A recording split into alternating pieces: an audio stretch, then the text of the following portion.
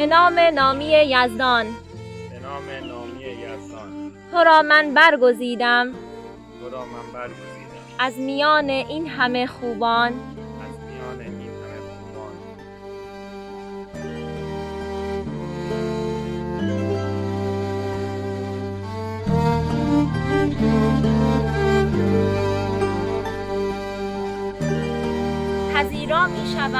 پذیرا می شوم مهر تو را از جان تو را از جان.